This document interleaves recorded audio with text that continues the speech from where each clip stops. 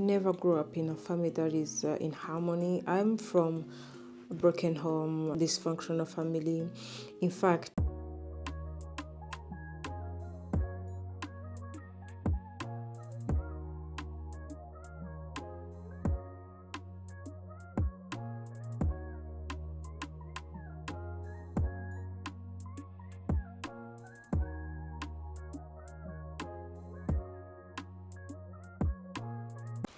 hello my loves, how have you been? I hope you guys are okay. If you're new here, welcome to my YouTube channel. My name is Tifa Bloom, and I promised I'm gonna have fun. Just grab something and then let's just have this conversation.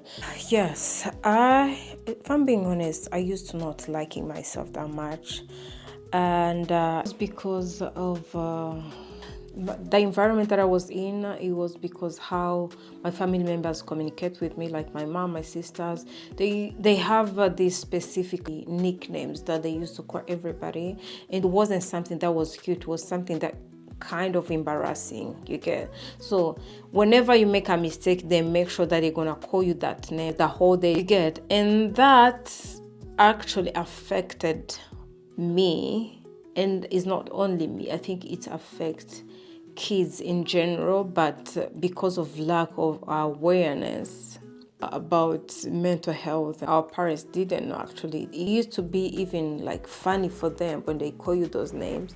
They used to feel like, wow, it's something that is funny, you get, but it's not funny. Actually, you are tarnishing your kids' self-confidence, your kids' self-esteem, you get.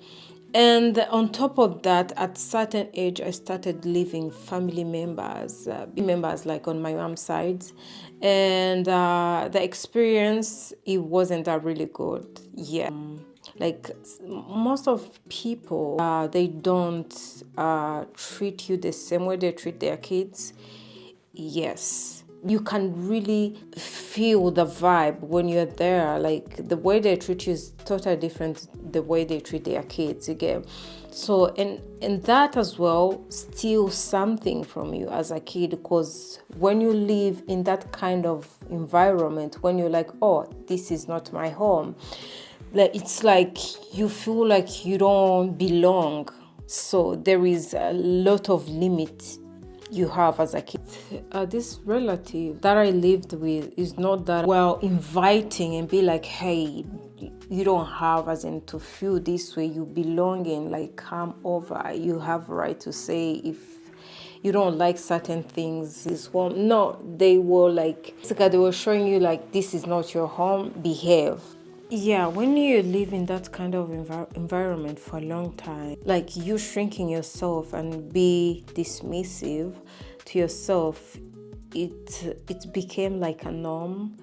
And in that moment, you don't realize how that affected you until you became an adult and find out that actually it's hard for you to communicate when somebody did something that you don't like. It's like somebody has to do something that is really, really bad to you, to the point where you feel like, no, I can't take this anymore.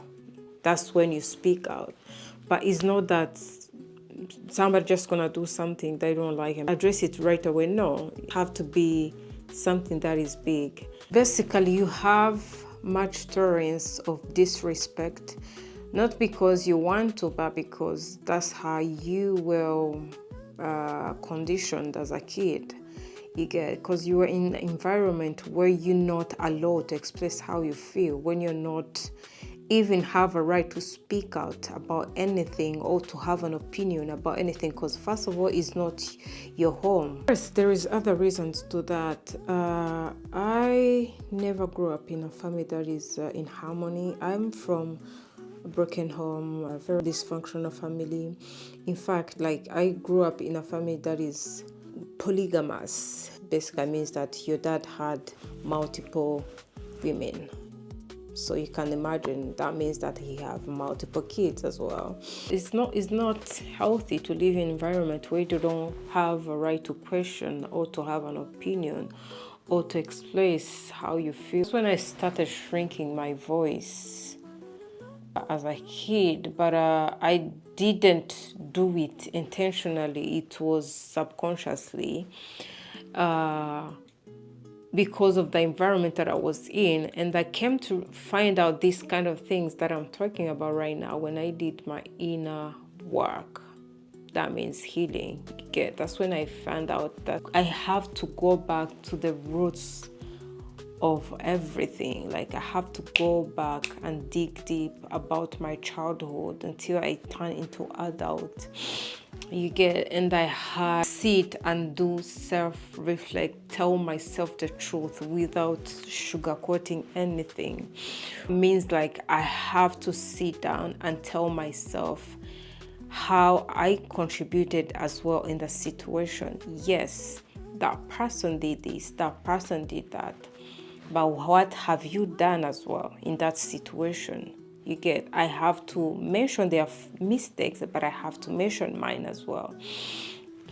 And back to the right story, why we are here.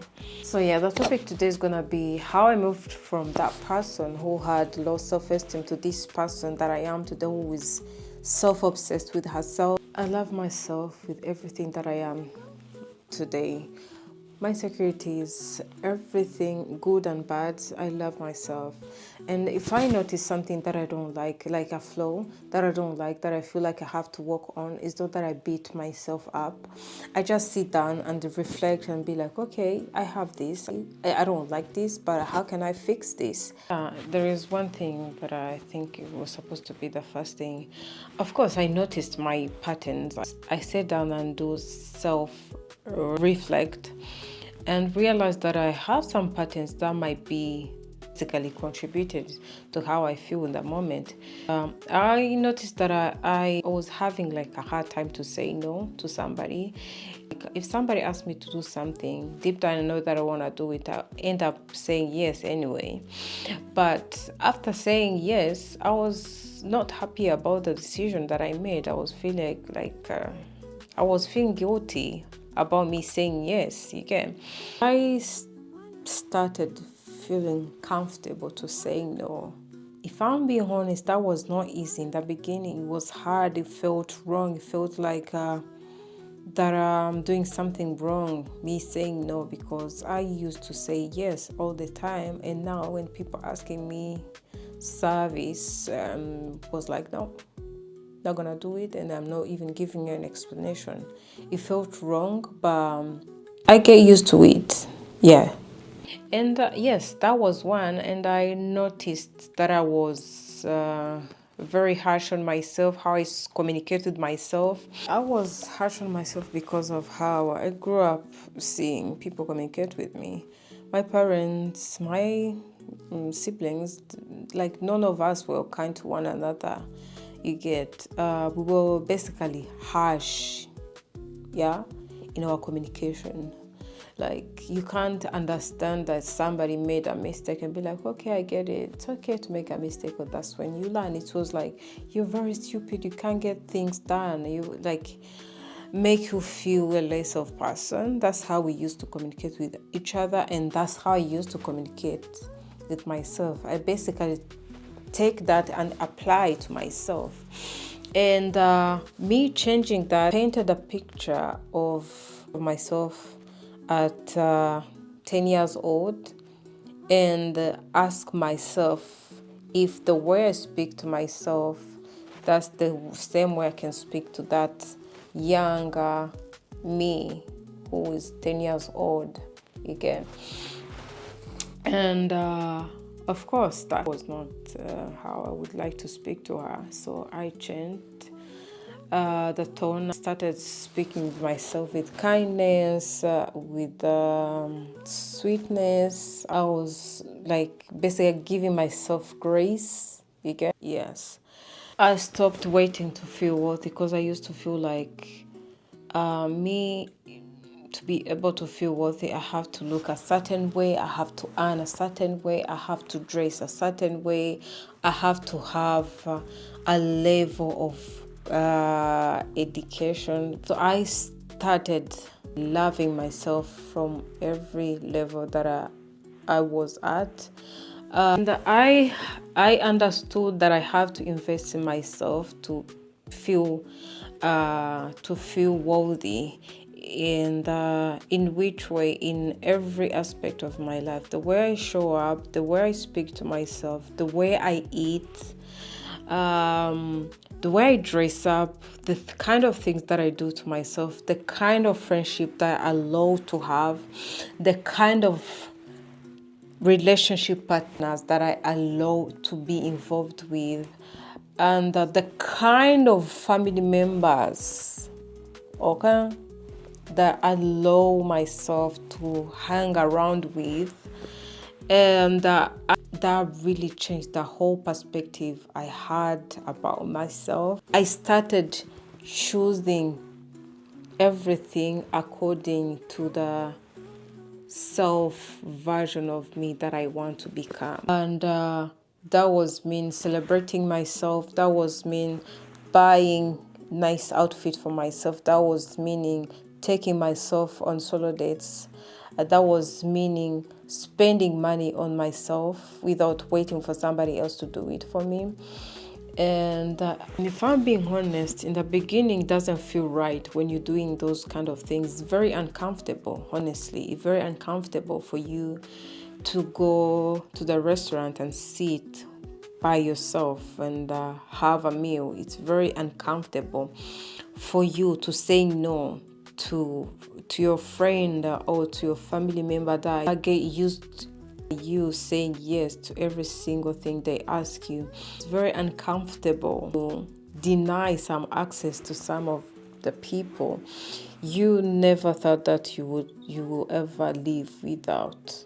You get, but eventually when you keep doing those kind of things, it became like a norm. That's where self-confidence came from. That's where self-esteem reborn again. That's where you feel beautiful and worthy again. You get, but it start by feeling uncomfortable. And honestly speaking, when you choose to love yourself and to put yourself first, it's gonna be lonely, it's gonna be uncomfortable, it's gonna feel like you're losing yourself. Yeah, that's how it feels like. It feels like that because you're very picky. Not because you're difficult. You're now much aware about almost everything. You get, it's really hard to be fooled again because you see everything. Yes, I have to warn you though, don't be shocked when you end up cutting off a lot of people, including your family members, because when you love yourself, it's like you can't allow anybody treat you like less than that. You get, you just want everybody to treat you the same way you treat yourself, and that can be hard, and that push you to cut off a lot of people, family members including, because most of them, they benefited from you being a people pleaser, which will easier for them, to have you in their way. So yeah, don't be shocked. I'm just saying.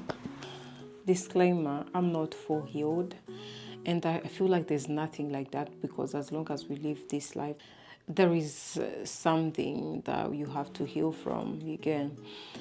But again, I'm not that girl that used to abandon herself just to be accepted. I'm just loving myself regardless, and I'm putting myself first before anybody else, including family members. Okay.